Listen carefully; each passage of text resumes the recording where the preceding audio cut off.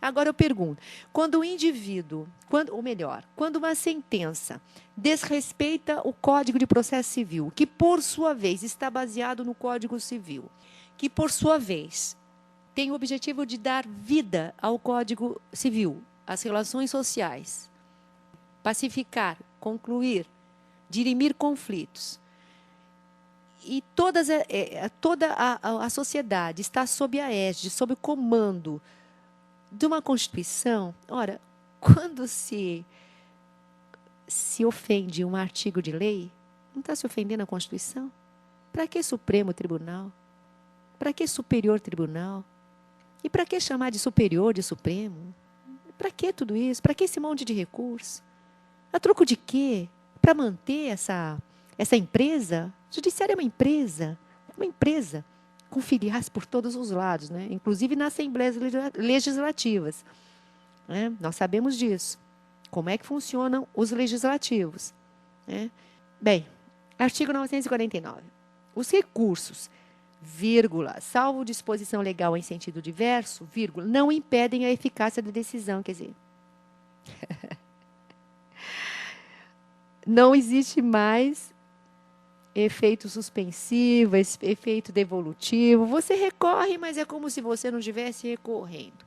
Como se viu, as questões de expropriação, elas são repetitivas, reiteradas, recorrentes no Código de Processo. Parece que tem lobos famintos esperando uma crise econômica.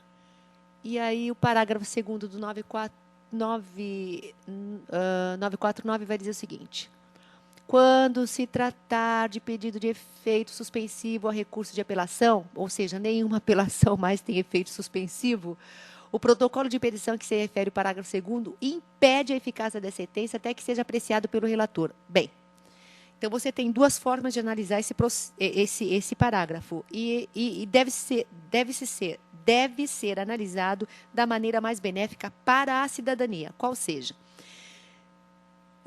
Quando houver pedido suspensivo no recurso de apelação, aí fica impedida a eficácia, fica impedida. A sentença fica sem eficácia até que seja apreciado o pedido. Quando se tratar de pedido de efeito suspensivo a recurso de apelação, o protocolo da petição a que se refere o parágrafo 2º impede a eficácia da sentença até que seja apreciado pelo relator. Agora, os relatores deveriam ser obrigados a apreciar, né? E dar efeito suspensivo a todo recurso de apelação. Faz assim, suspensivo a todo recurso. Na hipótese, agora, com seriedade, na hipótese de verificar que o indivíduo está recorrendo apenas para efeito de procrastinação, etc., aí sim, aí multa, etc., mas não efeito suspensivo. Não vamos partir do princípio de que o homem nasceu mal. O homem não nasceu mal. Os bebês são bebês. Juntem-se bebês de várias tonalidades, de várias cores, de várias etnias, e cai por terra essa história de que o homem é mau na sua essência. O homem não é mau na sua essência. A maldade está aí, no poder. Artigo 952. O recorrente poderá, a qualquer tempo, sem anuência do recorrido ou dos litisconsortes, desistir do recurso. Aqui ele pode. Do recurso ele pode. Em segunda instância pode. Mas da sentença em primeira instância não pode? Dá, né? Isso tem que ser revisto em relação à desistência de processo, sem ouvir a parte, etc. Quer recorrer? Agora, se houve danos, se a pessoa se sentir ofendida, vai lá, fala com o juiz, etc., resolve a situação, mas o indivíduo não pode continuar litigando se ele não quer mais. A renúncia ao direito de recorrer independe da aceitação de outra parte. Pô, a renúncia ao direito de recorrer independe da aceitação da outra parte, a renúncia do direito de se manter no processo independe da aceitação da outra parte. Vamos pacificar. Artigo 955. Dos despachos não cabe recurso. Nem agravo de instrumento, nem nada. Quer dizer, o artigo 955. Tem que ver quem redigiu e quais são os interesses, porque só quer causar confusão. É só queima de papel e derrubada de árvores. Parágrafo 1º, Até que, enfim, isso era da jurisprudência, quer dizer, o indivíduo simplesmente não pagou, esqueceu, pagou a menos, não pode recorrer. Quer dizer, as questões materiais e monetárias sempre antecedendo e tendo prioridade contra as questões morais e de cidadania.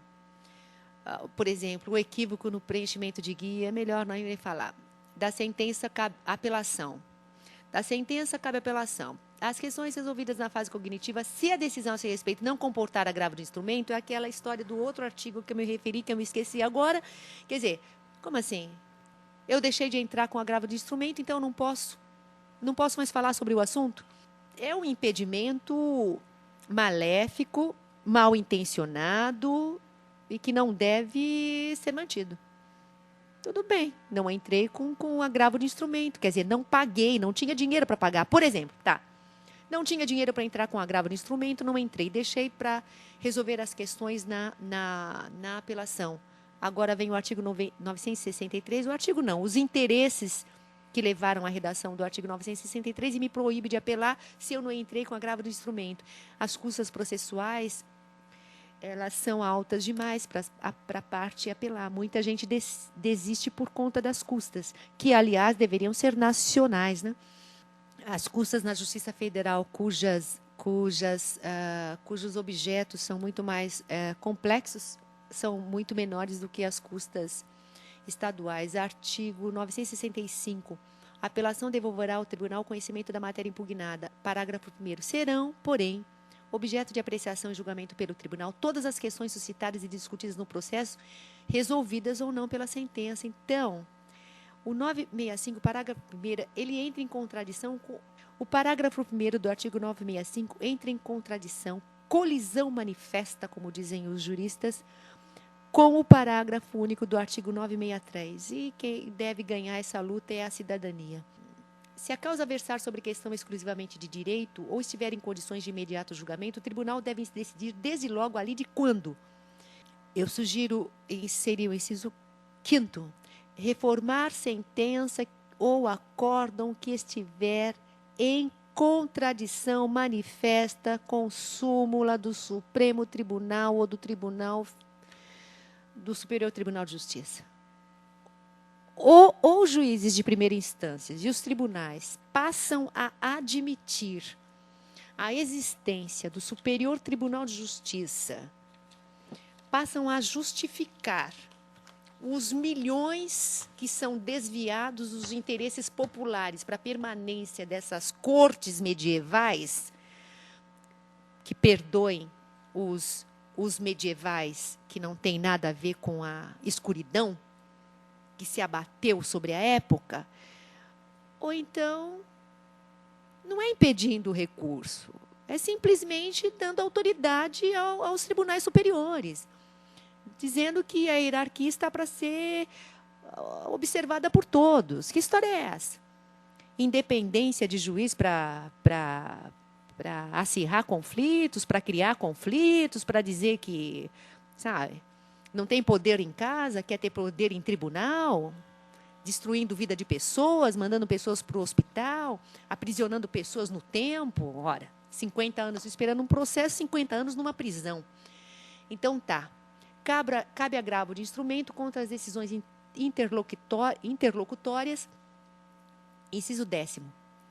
Aí eles colocam outros casos expressamente referidos em lei. Quer dizer, considerando a estrutura do processo de execução, do cumprimento de sentença e da liquidação, que já me referi aqui, cabe agravo de instrumento contra todas as decisões que não suspendem todos esses atos expropriatórios e paga-se dinheiro. Cidadania? Apenas um detalhe. Artigo 971, a petição de agravo de instrumento será instruída. Incluíram o parágrafo 3º, finalmente. Alguém decidiu. Artigo 973. Recebido o agravo, mandará intimar o agravado na mesma oportunidade por ofício dirigido ao seu advogado, sob registro e com aviso de recebimento, para que responda no prazo de que... Como assim? por ofício, advogado não é intimado pela imprensa oficial? O Ministério Público deveria ser intimado em todos os casos como fiscal do cumprimento da lei. Essa atuação do Ministério Público talvez seja a mais importante dentro da administração do país. Do agravo interno, artigo 975, você agrava contra uma decisão e o próprio órgão é que vai decidir. Quer dizer, aí vai lá o parágrafo 2º, pagar ao agravado multa fixada entre 10% do valor corrigido da causa, ficando valor corrigido. Então, é assim, eles demoram 10 anos e a causa é corrigida 1% ao mês, com juros cumulativos, ou seja, para quem quer investir em locais com certeza, bons lucros, vá ao judiciário.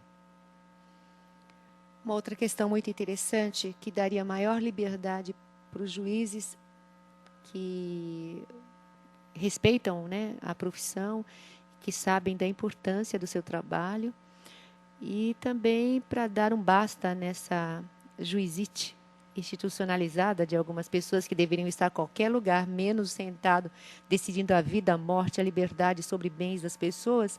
A questão dos embargos de declaração. Cabe embargos de declaração, artigo 976, contra qualquer decisão monocrática ou colegiada para... Aí vem dúvida, contradição, corrigir erro material, sempre material. Agora, o que significa matéria, ninguém fala. Eu sugeriria que, importantíssimo, que o juízo pudesse se retratar por negativa de vigência de lei federal. Aqui, o parágrafo único diz o seguinte: eventual efeito modificativo dos embargos de declaração somente poderá ocorrer em virtude de correção de vício, desde que ouvida a parte contrária no prazo de 5 dias. Quer dizer, o juiz, aqui, novamente, quer dizer, o juiz se transforma num débil mental, né? Quer dizer, precisa ouvir. O juiz dá uma sentença com erros, obscuridade, etc. e tal. E quem dera, né, por negativa de vigência de lei federal, falsa interpretação, que seja. Aí, para ele modificar a sentença, ele vai ter que ouvir a parte contrária. Por quê? Por que ele tem que ouvir a parte contrária? Se ele já teve a hombridade de se retratar, não basta? Há pouco tempo, nós estávamos numa época em que o juiz mandava matar assinando, né? Não através de procedimentos. Nós já evoluímos um pouco. Vamos deixar que os juízes evoluam também e que trabalhem, possam ter liberdade para trabalhar. Que parte contrária?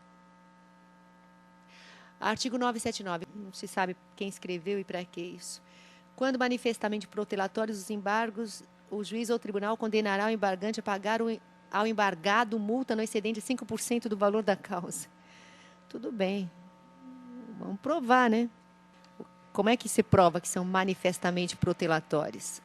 Parágrafo 6º, a interposição de qualquer outro recurso fica condicionada ao depósito do valor de cada multa, ressalvados os benefícios de gratuidade da justiça que a recolherão no final conforme a lei. Ou seja, vem o Código de Processo Civil, não só nega a vigência, como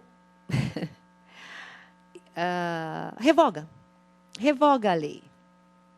E diz que vão pagar ao final. Quer dizer, a Lei 1060 está revogada. Ou então, sujeita a discussões intermináveis e a pagamentos intermináveis de custas para encher os cofres do Poder Judiciário. Bem, depois o código, o projeto de lei, a lei, vai falar sobre acórdãos, paradigmas, e isso tudo é para manter essa discussão, para que o Superior Tribunal, o Supremo Tribunal não tenha poder, para que os tribunais continuem como escritórios de negociações, porque os tribunais eles não podem, eles têm que ter, eu não sei por que cada tribunal decide de uma maneira diferente. Eu não sei porque dentro dos próprios tribunais eles têm esse poder de causar essa confusão na vida das pessoas.